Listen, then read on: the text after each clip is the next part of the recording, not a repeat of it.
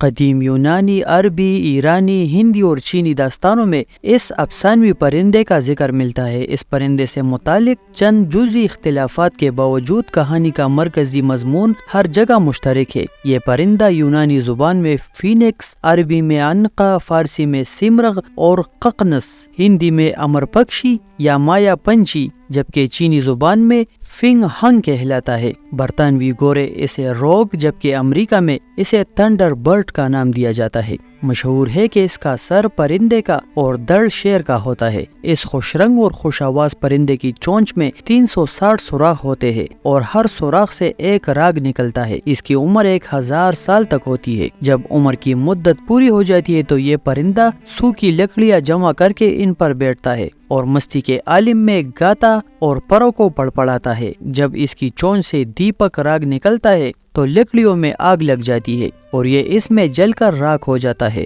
پھر خدا کی قدرت سے اس راگ پر مینا برستا ہے اور اس میں سے خود بخود انڈا پیدا ہو جاتا ہے اور کچھ مدت کے بعد اس انڈے میں سے ایک اور پرندہ اسی طرح پیدا ہوتا ہے۔ عربی میں عنق گردن کو کہتے ہیں۔ چونکہ اس پرندے کی گردن لمبی ہوتی ہے لہٰذا اس نسبت سے اسے عنقا کہتے ہیں، جبکہ فارسی میں اسے سیمرغ کہنے کی وجہ یہ ہے کہ اس میں 30 پرندوں کی خوبیاں پائی جاتی ہے۔ ہندی میں یہ اس لیے امر پکشی یعنی سدا زندہ رہنے والا پرندہ ہے کہ یہ مر کر دوبارہ جی اٹھتا ہے۔ اس کہانی میں ایک الجھاؤ ہے اور وہ یہ کہ بعض صاحبان لغت کے مطابق عنقا، سیمرغ اور امر پکشی ہی دراصل ہما ہے۔ ویسے یہ سب افسانوی باتیں اس لیے سنجیدہ ہونے کی ضرورت نہیں، چونکہ یہ پرندہ موجود ہو کر بھی نظر نہیں آتا، اس لیے عربوں کی رعایت سے فارسی اور اردو میں کامیاب، نایاب اور معدوم چیز کو بھی عنقا کہتے ہیں۔ یہ دیومالئی قصے کہانیوں کا ایک خوبصورت پرندہ جس کے متعلق کہا جاتا ہے کہ وہ اپنی قسم کا ایک واحد پرندہ تھا جو 500 یا 600 سال تک زندہ رہنے کے بعد اپنے آپ کو جلا کر خاک کر دیتا تھا، اور جب راکھ پر بارش برستی تھی تو اسی راکھ سے انڈا بنتا تھا اور اس میں سے پھر یہی پرندہ پیدا ہوتا تھا۔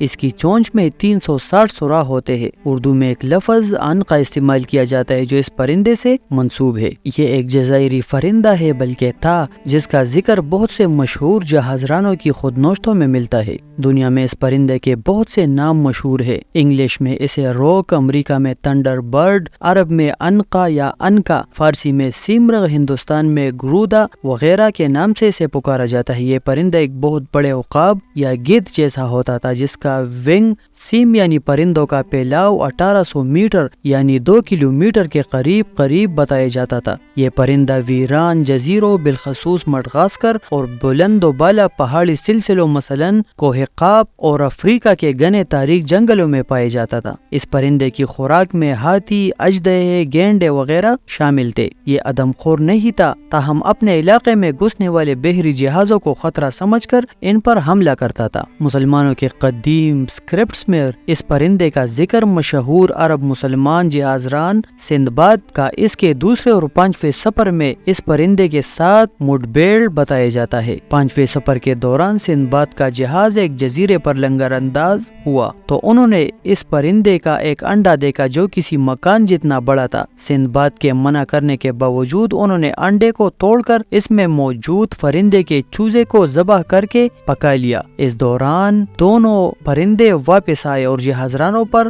حملے کے لیے پرتولنے لگے۔ جہازرانوں نے گھبرا کر فوراً لنگر اٹھایا تھا کہ اس جزیرے سے دور ہو جائے، مگر ان پرندوں نے اپنے پنجوں میں بڑی بڑی چٹانیں لا کر ان کے جہاز پر بمباری کر کے اسے تباہ کر دیا۔ ابن بطوطہ نے اپنے سفر کے دوران چین کے سمندروں پر اس پرندوں کو منڈلاتے دیکھا۔ عبد الرحمن المغربی نامی مشہور جہازران کو اس پرندے کا پر حاصل ہوا۔ اس طرح مارکو پولو نامی مشہور سیاح نے مڈغاسکر میں اس پرندے کا مشاہدہ کیا تھا۔ حضرت سلطان باہو نے اپنی کتاب محق الفقراء میں یونان کی پہاڑیوں میں ایک عجیب و غریب قسم کے پرندے ققنس کا ذکر کیا ہے۔ آج کے اس سیٹلائٹ دور میں اس پرندے ققنس یعنی فائر فونکس کے بارے میں بہت ساری معلومات منظر عام پر آ رہی ہے۔ یہ پرندہ نہ نر ہوتا ہے نہ مادہ اور سارے جنگل میں ایک ہی ہوتا ہے۔ اس کی چونچ بہت لمبی ہوتی ہے جس میں ہزاروں سوراخ ہوتے ہیں۔ اس کی آواز ایسی رسیلی ہوتی ہے کہ جب جب اپنی مستی میں مست ہو کر راگ الاپتا ہے تو جنگل کے تمام پرندے اس کے ارد گرد جرمٹ بنا لیتے ہیں۔ تمام پرندوں پر وجدانی حالت طاری ہو جاتی ہے۔ بہت سے پرندے اپنی جان سے ہاتھ دھو بیٹھتے ہیں۔ اس کا یہ حال روز ہوتا ہے۔ جب کبھی جوش میں آ کر گانے لگتا ہے، اس کی آواز سنتے ہی جنگل میں کوہرام مچ جاتا ہے۔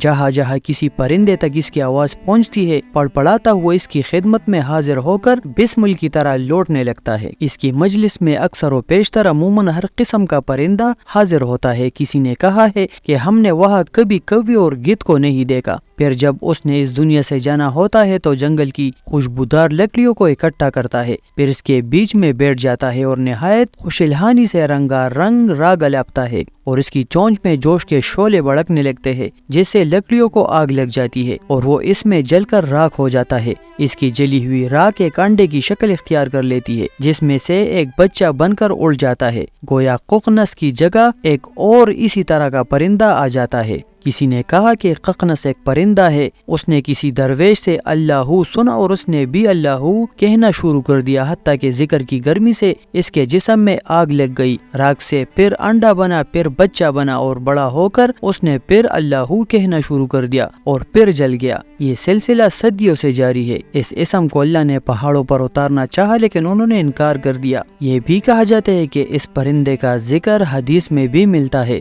حدیث نبوی ہے، اللہ تعالیٰ کے ذکر سے بڑھ کر کوئی صدقہ نہیں۔ ذکر ایسا ہونا چاہیے جیسا کہ ققنس کرتا ہے۔ ققنس ایک پرندہ ہے جو لکڑیاں چن کر انہیں جمع کرتا ہے اور ان لکڑیوں سے ایک قلعہ بنا کر اس کے اندر بیٹھ جاتا ہے اور اللہ تعالیٰ کے ذکر ہو میں مصروف ہو جاتا ہے۔ ذکر کے شروع میں وہ دم کے ساتھ ہو کا ذکر کرتا ہے۔ پہلے اس کے وجود میں ذکر اللہ، ذکر ہو کی گرمی پیدا ہوتی ہے، پھر اس میں ایسی آگ نکلتی ہے جو اس ایندھن کو جلا دیتی ہے اور وہ خود بھی اس آگ میں جل کر خاکستر ہو جاتا ہے۔ بعد ازیں جب باران رحمت اس خاک پر برستی ہے تو اس خاکستر سے ایک انڈا پیدا ہو جاتا ہے اور اسی انڈے سے ایک بچہ نکل آتا ہے، اور جب وہ بچہ اپنے باپ کی عمر کو پہنچتا ہے تو وہ بھی اپنے باپ کے مثل ذکر ہو کر کے جل کر خاکستر ہو جاتا ہے، اور یہ سلسلہ جاری رہتا ہے۔